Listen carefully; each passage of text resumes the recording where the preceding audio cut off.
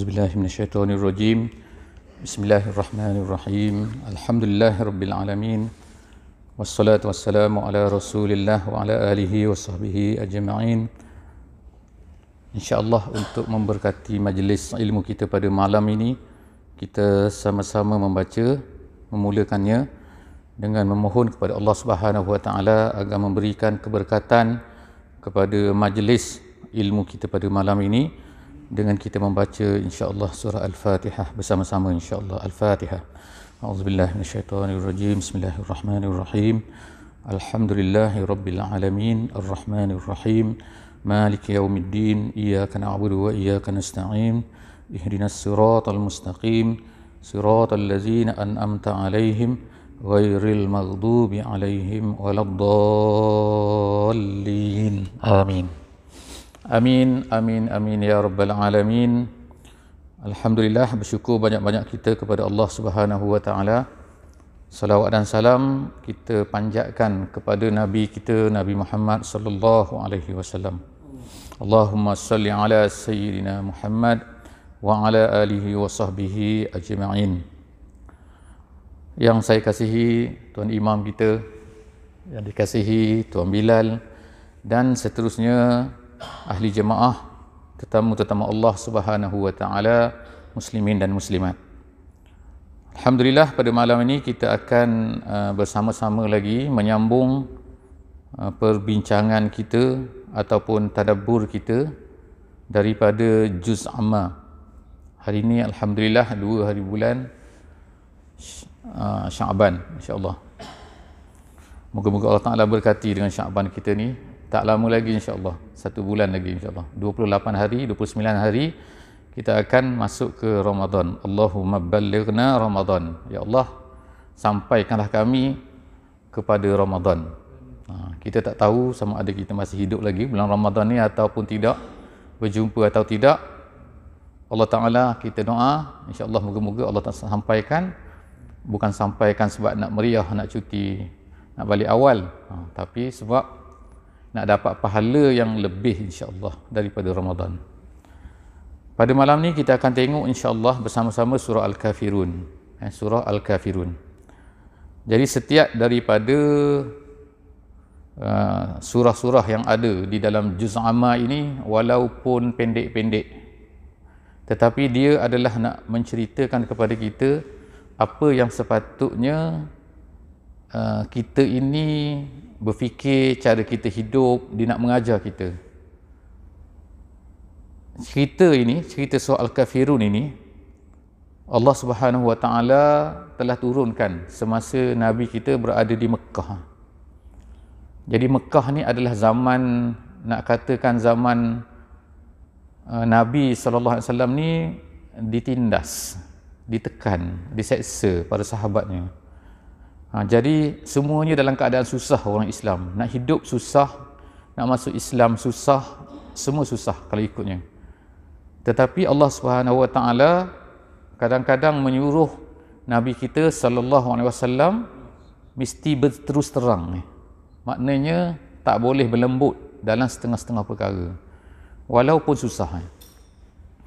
Jadi orang kafir ni, orang kafir yang diketuai oleh Abu Jahalnya, Al-Walid ibn Mughirahnya, Abu Lahabnya, dan macam-macam lagi yang telah kita ceritakan sebelum daripada ini, mereka ni tak serik, orang panggil, tak apa ni, tak apa bahasa sini saya pun tak tahu, bukan tak batah, tak jarak, tak jarak, indak jarak, makna tak berhenti-henti, tak stop, tak letih-letih. Untuk apa? Untuk melawan Nabi. Kita tengok sebelum ni, kita baca bahawa Abu Lahab ni tak ada kerja lain. Kerja dia ikut Nabi kita. Kalau Nabi kita pergi berceramah, dia pun selepas tu akan ceramah juga. Ceramah dia bukan dapat duit, Abu Lahab ni, tapi ceramah dia tu dapat dosa. Sebab bila Nabi kata yang ni, dia datang belakang, dia akan kata, jangan dengar cakap ni, dia ni penipu. Jadi tu kerja dia, sehinggalah dia mati. Kalau kita nak kata Allah Ta'ala melaknat dia pun tak tahu juga kan, tapi memanglah tabat dia. yang kita baca hari itu kan. Tabbat yada Abi Lahabin, maknanya celaka lah. Siap sebut nama. Kalau ikut kita ni dalam doa, kita ni tak boleh menyebut nama kecuali orang tu dahsyat sangat, jahat sangat. Kalau kita doa, kita nak marah kepada seorang tu, dia buat jahat pada kita, dia menzalimi kita dan sebagainya, kalau boleh-bolehnya jangan doa sebut nama orang. Kalau bolehnya kan. Nak sebut corona tak apa. Tak apa Jadi tapi dalam keadaan macam tu ni, Allah Subhanahu Wa Taala mengajar Nabi kita supaya berterus terang. Maknanya ada perkara dalam agama kita ni, perkara yang kita boleh bertolak ansur, nama dia. Dalam bahasa Arab dipanggil musawamah namanya. Musawamah ni artinya ialah kita ni tolak ansur. Tolak sikit, ansur sikit. Gitu. Berlebih kurang katakan. Boleh. Gitulah nah. Tapi ada perkara-perkara dalam agama ni tak boleh. Tak boleh. No. Dipanggil maknanya mufasalah dalam bahasa Arab. Mufasalah ni ialah this aku, itu kau. Kau, aku. Tak boleh berjumpa. Apa perkara-perkara yang boleh kita ni bertolak ansur dengan orang yang bukan Islam ni, ialah dalam masalah muamalat. Maknanya masalah pergaulan, masalah jual beli ke, masalah kira kita ni barang-barang ke, bisnes ke, hidup ke bersama, tu tak jadi masalah. Tapi ada perkara-perkara yang kita tak boleh, tak dibenarkan untuk bertolak ansur. Apa dia? Dijelaskan oleh ayat ini insya-Allah, yang kita akan baca dalam surah Al-Kafirun. Orang kafir ni, mereka cuba macam-macam untuk nak bagi Nabi ni disebut dalam Quran, waddu law tudhinu fayudhinun. Dia kata tu. Waddu, mereka ni, orang-orang kafir ni, kalau boleh mereka nak tudhinu fayudhinun. Tudhinu ni dalam bahasa Arab artinya ialah minyak ni kita letak pada rambut ni. Kenapa kita letak minyak pada rambut? Supaya lembut mudah sikat, nampak lembut lah. Kalau tak jadi macam jadi macam duri macam tu, macam spray macam tu. Jadi letak minyak tu nama tudhin, nama dia tudhinu. Jadi dalam Quran sebut waddu law tudhinu fayudhinun. Allah Ta'ala kata mereka ni orang kafir mahu supaya kamu ni Muhammad berlembut, lalu mereka pun akan berlembut. Jadi nak minta Nabi SAW dulu, apa dia ceritanya ni, insya-Allah kita tengok ni sebab nuzul, sebab bagaimana ayat Al-Kafirun ni turun. Orang kafir dah cuba macam-macam cara seksa para sahabat, seksa Bilalnya, seksa Abu Fukaihahnya, seksa Mus'abnya, seksa Khabbabnya, seksa Suhaib Ar-Ruminya, seksa Zinnirah, tu banyak nama kita sebut kan. Dalam kitab sejarah Islam disebut nama-nama tu semua. Untuk menunjukkan apa? Bahawa kalau mereka tu hamba pada masa tu, ataupun orang yang tak ada saudara mara yang tinggi-tinggi, yang hebat-hebat, maknanya tak ada pangkat lah dalam masyarakat di Mekah tu, jaga. Kenalah dia. Tapi kalau orang tu orang besar, dia kurang sikit, dia takut sikit.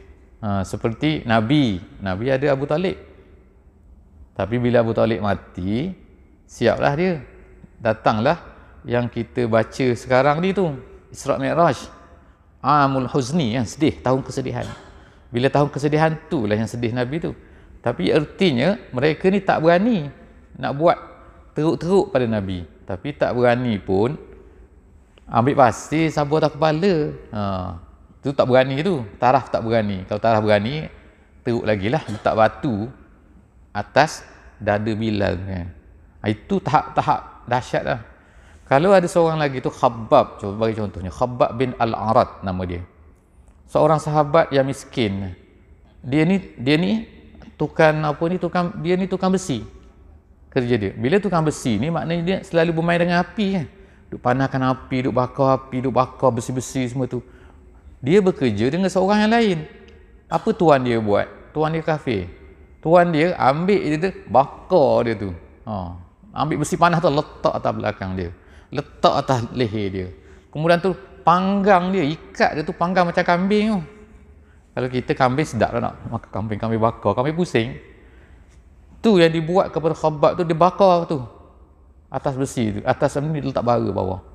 Sehingga dikatakan dalam sejarahnya, lemak-lemak daripada badan dia tu mengalir turun macam lemak kambing tu, sehingga memadamkan bara di bawah tu. Dahsyatnya. Tak jadi semua tak jadi. Tak jadi tu apa? Maksudnya tak boleh melembutkan sahabat-sahabat ni. Tetap macam tu juga. Ahadun ahad. Tu keadaan mereka lah, kuatnya iman mereka. Kalau kita tak ada kan, orang tunjuk RM10 pun dah pening lah. Orang tunjuk tak kena bara api lagi kan. Orang kata ni ada free dah, kelang kabut kan. Kalau lambat keluar nanti habis makanan. Sebab apa? Makanan ada 10 luar tu.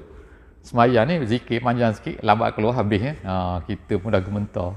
Saya teringat dulu masa saya di Mesir dulu kan, buka puasa ni macam sinilah kita kan, ada makanan luar tu kan. Tengok tak sempat bagi salam lagi. Assalamualaikum. Sama ni tak ada seorang dah, habis semua. Pergi duduk benda ni, buat tu nak makan. Tu nak cerita dululah, cerita. Masa saya muda-muda, kita pun pergi berebut juga sebab masa tu. Tapi lambatlah sikit kan. Sempatlah beri salam 2 kali. Ni pusing belakang tak ada dah. Imam beri salam, dia cabut lari dah. Tu kita lah kan. Tahap sahabat ni sangat dahsyat kan. Jadi Nabi ni mereka buat apa? Mereka dah cuba macam-macam dah. Cuba macam ni. Last sekali dia buat satu benda yang turunnya ayat ni, surah Al-Kafirun. Iaitu apa? Nama dia ialah pergi tawar-menawar. Dia tawar macam mana? Ginilah Muhammad. Dia bawa patung dia tu kecil-kecil tu. Dia kata, apa yang kau ajar ni, ajaran Nabi Ibrahim juga kan, sama macam Nabi Ibrahim. Iyalah, Nabi kata. Saya cakap Melayu lah ni. Kemudian, Nabi tak cakap Melayu Kemudian tu, dia kata, kalau macam tu, boleh tak? Maknanya awak dengan kami macam tak jauh sangat. Tuhan sama. Tuhan orang kafir siapa? Allah juga. Tapi dia ni banyak. Allah tu salah satu daripada Tuhan. Tuhan lain apa? Itulah Hubalnya, Uzzanya, Latanya, Manatnya. Tu semua tu Tuhan-Tuhan. Tu nama dia syirik. Syirik tu Allah pun Tuhan juga. Sebab orang Arab ni, kalau dia bersumpah dia akan guna apa? Wallahi. Pandai dia. Dia akan guna tu, tallahi, demi Allah dia bersumpah. Kalau dia beri nama anak dia, nama Abdullah, setengah-setengah tu nama Abdullah. Siapa nama Abdullah? Ayah Nabi lah. Jadi maknanya ayah Nabi tu nama Abdullah, artinya ialah Allah tu Tuhan juga. Kalau dia berdoa, Abu Jahal tu ada satu doa dia, Abu Jahal. Semasa dia nak pergi dalam peperangan Badar, dia on the way daripada Mekah, dia nak pergi lawan dengan Muhammad ni. On the way tu dia berdoa. Dia berdoa apa? Ya Allah, dia kata. Allahumma. Dia guna Allahumma juga. Artinya dia ni kenal Tuhan tu siapa. Tapi dia syirik saja. Jadi, oleh kerana itulah mereka pergi kepada Muhammad ni, mereka kata apa? Muhammad macam ni kata. Ni nak tawar-menawar ni. Boleh tak setahun kita sama-sama sembah Tuhan awak? Tahun depan awak sama-sama sembah Tuhan kita. Kemudian dibawa berhala tu, dia kata kamu istilam, dia kata. Istilam ni maknanya ialah sentuh tu. Lepas tu buat gitu. Gitu. Macam kita istilam apa ni, Hajar Aswad lah. Kita pusing tu sampai ke hujung Hajar Aswad tu kan, kita pun angkat kan. Kita angkat pun kita buat macam tu. Tu istilam deh nama dia. Jadi orang Arab dalam masa tu dia bawa berhala tu, Muhammad, awak setuju tak awak istilam Tuhan kita ni? Itu dia bagi istilam. Nabi Muhammad pada masa itulah turun surah ni, Al-Kafirun. Sebab apa? Nabi ni dia nak sangat orang kafir ni beriman. Dia nak sangat orang-orang musyrik ni keliling ni, pembesar-pembesar tu beriman ni. Sebab kalau mereka ni beriman, orang-orang bawah ni akan beriman. Jadi itulah sebab itulah ada satu surah ni dalam Quran tu, nama dia surah Abasa dah. Abasa wa tawalla an ja'ahul a'ma. Nabi sedang bercerita kepada orang besar-besar ni. Orang Quraisy orang besar-besar ni. Datang seorang buta, nama dia Abdullah bin Ummi Maktum. Buta, sahabat buta. Tapi dia nak belajar. Dia kata orang buta ni, sahabat Nabi yang buta ni, yang Islam dah ni, dia kata, ya Rasulullah, alimni mimma allamakumullah. Dia kata, ya Rasulullah, tolong ajar sikit apa yang Allah Ta'ala dah ajar kepada kamu. Nabi ni sedang ceramah ni kepada orang besar-besar ni, geng-geng Abu Jahal semua ada sini ni. Nabi ceramah sama, sedang cerita. Nabi senyap, Nabi tak jawab dia. Dia datang lagi, dia cakap lagi. Dia kata, ya Rasulullah, ajarlah sikit kepada aku apa yang Tuhan ajar pada kau. Nabi pada masa tu masam muka kan. Masam muka, macam tu, membuat memek muka yang tidak maknanya tak sukalah dengan perbuatan Abdullah bin Umi Maktum ni. Jadi memek muka tu lah yang Allah Ta'ala turunkan terus on the spot tu kan. Ayat apa? Abasa wa tawalla. Makna dia macam ni, makna dia lah. Ni saya terjemahan saya kalau terjemahan baik sikit, dia kata dia telah bermasam muka dan telah berpaling. Dia kata macam tu. Tapi kalau kita bahasa tu sikit, dah masam dah, dia masam dah. Itulah makna dia. Maknanya Allah Ta'ala marah pada Nabi tu. Lepas tu, bila masam muka dan berpaling tu, berpaling maknanya macam tu lah, tu berpaling tu, bukan berpaling lari, bukan, paling muka. Anja'ahul a'ma, Allah Ta'ala kata, bila orang buta datang pada dia. Buta tu siapa? Itulah, Allah Ta'ala tak sebut nama dalam Quran tu. Tetapi dah faham dah sebab apa cerita tu turun masa tu, ayat turun masa tu sedang berlaku tu. Sebab itulah Nabi SAW bila jumpa sahabat tu sampai kepada baginda wafat, dia akan sebut, kata, selamat datang wahai Abdullah bin Umi Maktum, orang yang telah Allah Ta'ala marah aku kerananya. Tu. Jadi Nabi ingat tu. Orang lain ke tepi. Kalau Nabi duduk dalam majlis, bila Abdullah bin Umi Maktum datang kan, dia buta kan, dia jalan macam tu kan. Kata, tepi semua ni. Orang yang telah Allah marah aku. Kerana peristiwa dulu tu, ke tepi semua orang. Aku nak jumpa dia. Itulah, selamat datang. Jadi, nak ceritanya situ ialah Allah Ta'ala, Nabi ni sangat-sangat nak supaya orang kafir ni, orang besar-besar ni masuk Islam. Tapi, bila ada je perasaan tu, Allah Ta'ala terus datang, mencantas, orang panggil, cantas tak? Prak, datang macam tu. No, Allah Ta'ala kata. Apa no apa? Ni lah. Wahai Muhammad, kamu beritahu macam ni kepada mereka ni. Kul, kata, beritahu sekarang. Maknanya, tak boleh diam ni. Kena sebut, gitu kan. Sebab tu kita masuk dalam 4 kul dah Kul huwallah, kul a'udzu birabbin nas, kul a'udzu birabbil falaq. Satu lagi ni, kul ya ayyuhal kafirun. Kemudian Allah Ta'ala perintah kepada Nabi kita sallallahu alaihi wasallam supaya panggil orang kafir tu dengan sifat dia. Dia bukan panggil hey Walid, tak. Bukan Allah Ta'ala beritahu Muhammad beritahu kepada hai Walid ke Al-Walid ibn Mughirah ke Abu Jahal ke, tak. Tapi Allah Ta'ala beritahu kepada Nabi kita supaya panggil mereka ni hai orang kafir, hey kafir. Kafir terus maknanya. Kalau kita sebut kafir ni dahsyat sikit kan. Orang sekarang kalau kita nak sebut 6 Muslim gitu kan, baik sikit lah kan. Tapi Allah Ta'ala hajar sini bahawa mereka tu kafir. Kul, kata Muhammad, hai orang kafir. Hoi orang kafir. Macam mana nak sebut tu? Hei orang kafir. Hei kafir semua. Tu dia kata. Apa yang Allah Ta'ala suruh Nabi kita, memerintahkan kepada Nabi kita tu berkata, iaitu ya ayyuhal kafirun, ada 5 perkara, ada 5 ayat. Jadi maknanya ayat ni ada 6 ayat. Yang pertama tu, katakan wahai orang kafir semua. Yang pertama, la a'bud ma ta'budun. Yang pertama sekali, aku tak akan sembah apa yang kamu sembah. Kemudian yang kedua, dia kata wala antum abidun ma a'bud. Kamu semua tak akan sembah, tak pernah sembah tak akan sembah apa yang aku sembah. Itu dua perkara. Yang ketiga, dia ulang lagi. Dia kata apa? Wala ana abidum ma abattum. Dan aku tak akan sembah. Tidak pernah sembah apa yang kamu telah sembah. Dan wala antum abidun ma a'bud. Dan kamu semua tidak sembah apa yang aku sembah. Jadi sembah kan. Kadang-kadang pening kita tak. Apa benda ni kan Jadi sebab itulah ayat ni special sikit. Kenapa ulama kata dia berulang? Seolah-olah macam nampak berulang, tapi sebenarnya tidak berulang sebenarnya. Kalau dalam bahasa Arabnya makna adalah dia guna fa'ilnya, dia guna isimnya, dia guna jumlah ismiyahnya. Itu pendetailan. Kita tak nak ceritalah di sini kan. Tapi ulama-ulama kata sekarang ni dia ada 4 benda, 4 ayat yang macam tu. Aku tak sembah apa yang kamu sembah, kamu tak akan sembah apa yang aku sembah, kamu tak pernah sembah apa yang aku sembah, dan aku tak pernah sembah apa yang kamu sembah. Gitu. Jadi nampak tu maknanya dia apa?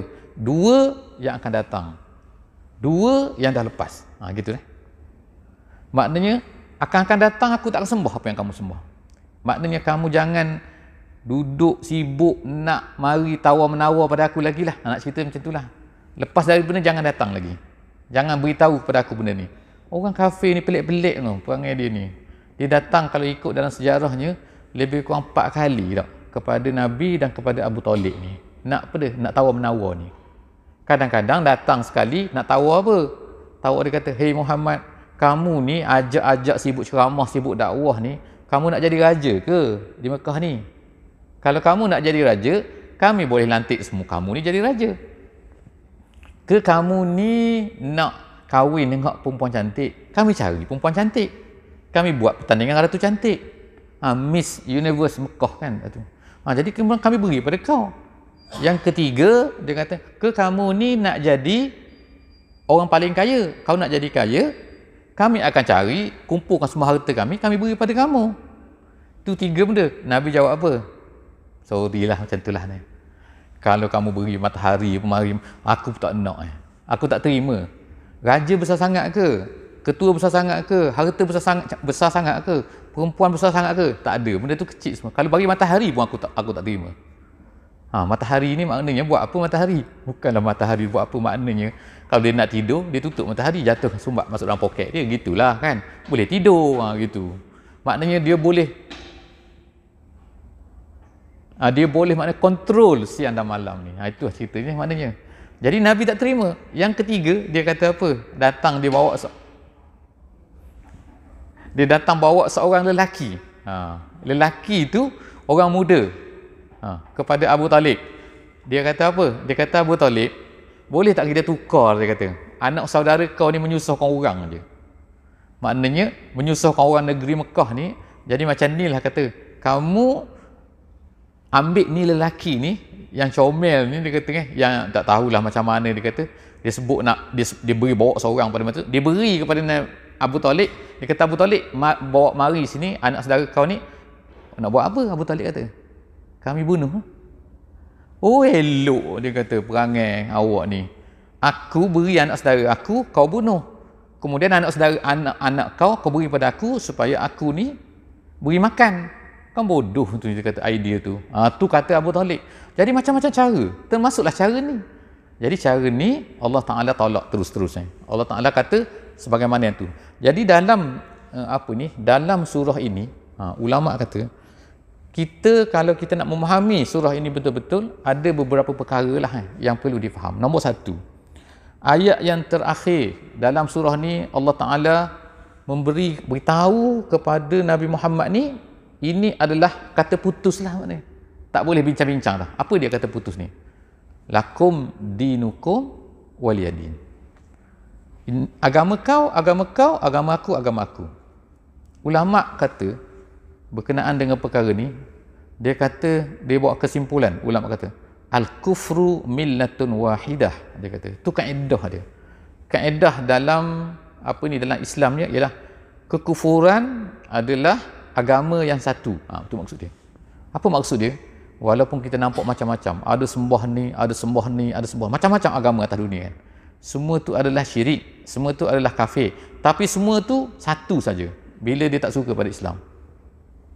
Maknanya, contohlah katanya, zaman Nabi kita sallallahu alaihi wasallam, peperangan Ahzab dah. Peperangan Ahzab. Peperangan Ahzab ni ialah di mana orang semua yang tidak Islam ni semua berkerumun, mengepung Madinah tu. Nabi kita sallallahu alaihi wasallam terpaksa buat parit atas apa? Cadangan Salman Al-Farisi. Salman tu baru masuk Islam pada masa tu. Tapi dia kata kepada Nabi, ya Rasulullah, dia kata, kami dulu semasa di negeri Parsi, kalau orang serang kami akan buat parit besar-besar. Parit ni agak-agak besar mana? Farid tu saiz dia, kata ulama-ulama sirah, dia kata 5 kali 5 kali 12. 5 meter kali 5 meter kali 12 kilometer. Tu. Panjang dia 12 kilometer. Tu bukan keliling Madinah lagi tu. Tapi sebelah atas Madinah, sebelah tepi Madinah. Kalau nak pusing habis tak boleh. Jadi sebelah bawah tu dia tak buat parit tu. Sebab ada orang-orang Bani Quraizah. Iaitu orang Yahudi. Jadi nak ceritanya ialah bagaimana Nabi SAW tu dikepung oleh orang-orang kafir. Siapa lagi yang kepung lagi? Bani Quraisy, orang Quraisy. Kemudian orang Ghatafan. Lepas tu Bani Sulaim. Kemudian tu lagi siapa? Orang-orang Yahudi. Daripada Bani Qainuqa, Bani An-Nadir yang dah dihalau daripada Madinah. Mereka datang kepung pula Madinah tu. Jadi itulah sebab itulah ulama kata al-kufru millatun wahidah. Kafir ni agama dia satu sebenarnya. Walaupun nama dia berbeza, tapi bila nak lawan Islam, dia akan bersatu. Jadi sebab itulah kita panggil dia musuh-musuh Islam lah. Kalau orang kafir yang menentang Islam ni, yang tak suka pada Islam. Jadi dalam ayat ni Allah Ta'ala sebut lakum dinukum waliyadin. Lakum dinukum waliyadin. Jadi apa maksud sini? Ialah ulama-ulama tafsir kata nak faham ayat ni betul-betul kena faham din tu apa. Din tu. Din ni orang terjemah Inggerisnya religion. Bahasa Melayu agama. Ada kata igama, ada kata agama. Semua tu betul lah kot. Dia bahasa Sanskrit dia tu. I-gama, agama, u-gama. Gama tu kacau maksud dia. I tu tidak maknanya. Kalau dalam bahasa Sanskrit dia. I tu maknanya tidak kacau. Kalau ugama tidak kacau. Jadi maknanya apa-apa yang tidak kacau tu ugama lah. Itu terjemahan. Tapi dalam bahasa Arab, din dipanggil. Din tu ialah apa? Kalau orang putih terjemah sekarang ni, way of life gitu. Iaitu apa? Seluruh benda dalam hidup kita ni adalah agama. Jadi sebab itulah kita tak boleh katalah kalau dari segi tak betulnya kita kata apa? Oh ini agama, ini bukan agama. Dia tak ada dalam hidup kita ni, ni agama, ni bukan agama. Semua adalah agama, gitu. Jadi bila Islam ni datang kepada Nabi kita sallallahu alaihi wasallam, dia nak ajar apa? Bahawa agama kamu adalah lain, agama mereka adalah lain. Artinya apa? Kamu ni tunduk pada Allah Taala. Kamu ni a'bud, mereka tu ta'bud. Kita ni beribadah kepada Allah, mereka ni tak beribadah kepada Allah. Tunduk maksud dia. Jadi tunduk bila? Bukan tunduk ni dalam semayang saja. Kita kan dalam semayang kan, kita tunduk pada Allah, betul. Kita ni jaga betul-betul. Kalau kita pergi ke Mekah, kita buat haji, betul-betul kita buat. Takut apa? Salah tak? Kalau salah, batal tak? Batal haji. Kalau batal haji macam mana? Kena pergi pula sekali lagi. Maknanya besar lah maknanya kan. Tapi bila kita ni keluar daripada Mekah ke, bila habis ihram ke, ataupun habis semayang, kadang-kadang kita tak jaga. Tak jaga apa? Tak jagalah benda yang boleh batalkan kita ni. Gitu. Satu benda saya contoh nak sebut bila kita sebut pasal puasa puasa. Puasa ni ada syarat sah puasa Syarat sah puasa. Sebagai contohnya, syarat sah puasa ni salah satunya ialah apa? Islam Kita kalau kita puasa, kita jaga puasa kita tu supaya tak batal. Apa yang membatalkan puasa? Kau urat hidung, tak, urat hidung tak batal. Kalau swab tu, tak batal lagi ulama kata tu kan. Tapi kalau minum, batal. Makan, batal. Tu membatalkan puasa. Tapi ada benda yang batalkan puasa, iaitu keluar daripada agama. Tu batal puasa. Bukan batal tu, batal Islam terus tu. Itu. Contohnya apa kan? Sebab syarat dia mesti Islam. Contohlah kata kan. Kalau ada orang dah berangan-rangan kata kan, aku ni lama dah Islam, aku nak jadi Kristian dah sekali masa. Sekejap dah lah 10 minit ke. Tak ada dah, batal dah iman dia kan. Kan ada sekarang macam-macam pelik kan. Dah ada TikTok semua kan. Habis TikTok, aku nak jadi kafir lah kata, aku malas jadi Islam. Dah pula dah macam-macam orang sekarang kan. Lepas tu tunjuk kat orang pula tu. Jadi maknanya kalau orang tu bercita-cita untuk keluar daripada agama, dah batal dah. Kalau batal, puasa pun tu batal. Semua benda batal Jadi keluar daripada agama maknanya Ialah perkara yang membatalkan sembahyang kita tahu, kita jaga. Sembahyang batal agama kita tak jaga. Sebab apa? Kita tak tahu pun. Tu contohlah. Jadi sini ialah agama tu bagi kita ialah bukannya satu tempat saja. Bukan dalam masjid saja. Keluar masjid pun agama juga. Sebab tu Islam kita ni beza dengan Kristian. Kristian ni religion dia tu, religion awak, tapi masalah ni masalah peribadi. Dia kata kan, awak apa? Kristian. Awak apa? Yahudi. Awak apa? Hindu. Awak apa? Ni agama nama dia. Jadi agama ni hak milik peribadi. Dalam Islam tak boleh, bukan macam tu. Sebab kita apa? Sebab kita ni semua adalah hamba Allah Ta'ala. Jadi sepatutnya kita ni a'bud, bukannya tak boleh.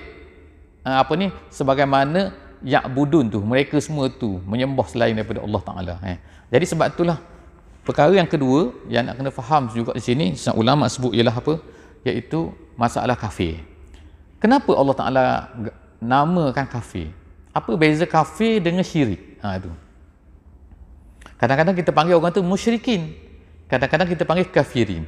Dalam ayat ni Allah Ta'ala kata kul ya ayyuhal kafirin, kul ya ayyuhal kafirun. Dia tak kata kul ya ayyuhal musyrikun. Kenapa tak kata musyrikun? Beza apa musyrikun dengan kafirun? Kafirun ni artinya ialah kafir, bukan Islam lah maknanya. Lain, kau, aku. Musyrik ni satu jenis daripada kafir. Kalau musyrik, syirik jadi kafir. Tapi tak semesti kafir tu ialah syirik. Gitu. Contohlah katakan, seorang dia kata bercita-cita dia nak keluar agama, dia kata, aku nak jadi Kristian, dia kata. Kalau dia kata macam tu, aku nak jadi Kristian, dia dah kafir, tapi dia tak syirik. Gitu. Tapi kalau syirik adalah kafir. Jadi kafir ni lebih besar lagi lah. Lebih besar lagi daripada syirik, lebih luas lagi. Dan satu perkara lagi yang ulama sebut, kenapa Allah Subhanahu Wa Taala sebutkan perkataan kafir di sini, menyuruh Nabi kita sallallahu alaihi wasallam menyuruh kafir, menyebutkan perkataan kafir kepada mereka ni. Kerana orang Arab ni Allah Taala sebut telah memberi banyak sangat dah perkara-perkara nikmat kepada mereka. Sejak bila? Sejak daripada mereka ni ditolong oleh Allah Subhanahu Wa Taala semasa Abrahah datang tu. Abrahah datang nak meruntuhkan Kaabah kan. Jadi tiba-tiba datang dengan gajahnya, tiba-tiba mati semua. Mati gajah, mati Abrahah, mati semua. Orang kafir tengok, Allah, ni besar sungguh ni perkara ni. Tu dia kata Tuhan tolong kita. Bukan berhala tu Tuhan tolong kita. Berhala tu boleh bergerak apa? Batu. No, Tuhan tolong kita. Dia tu Abdul Muttalib kata, walil baiti rabbun yahmih. Dia kata dalam bahasa Arab dia kata, tu rumah tu ada Tuhan tu yang jaga dia tu. Tuhan tu Allah lah bagi dia. Tuhan jaga dia tu. Sebab itulah Abraham yang datang daripada Yaman dengan gajah-gajah dia tu tak boleh nak hancurkan Kaabah tu. Kenapa? Kerana ada Tuhan yang tolong jaga dia tu. Sebab itulah nama orang kafir, orang kafir letakkan nama tu Baitullah situ. Tu Baitullah tu kan. Dan nama dia pun haram juga masa tu. Tak boleh, haram semua. Bila masuk Kaabah ni, pergi kepada Kaabah, pergi kepada Baitullah, zaman tu orang yang bersalah pun selamat. Orang tak boleh kacau dia. Sebab zaman dulu lagi, bukan zaman sekarang. Maknanya masuk kat situ semua akan diprotected lah katakan. Untuk zaman tu. Tapi apa? Allah Ta'ala beri kemudahan kepada mereka. Allah Ta'ala jaga mereka. Allah Ta'ala beri rezeki kepada mereka dengan buah-buahan kan, dengan samarat Allah Ta'ala kata dalam Quran. Kemudian Allah Ta'ala beri mereka ni selamat, pergi berniaga sana, berniaga atas, berniaga bawah. Li'ila fi Quraisyin ila fihim rihlatash syita'i was-saif. Semua tu Allah Ta'ala beri kepada mereka. Tiba-tiba mereka ni tak syukur kepada Allah. Tak syukur itulah nama dia kafir. Sebab itulah layaklah mereka ni digelar sebagai kul ya ayyuhal kafirun. Jadi alhamdulillah setakat itulah kita untuk malam ni. Insya-Allah yang sekadar yang mampu kita tengok sedikit daripada surah ini. Jadi insya-Allah kita tutup dengan sama-sama dengan surah Wal Asri insya-Allah. Bismillahirrahmanirrahim. Wal asri innal insana lafi khusr illa allazina amanu wa amilus solihat wa tawasaw bil haqqi wa tawasaw bis sabri. Wassalamu alaikum warahmatullahi wabarakatuh.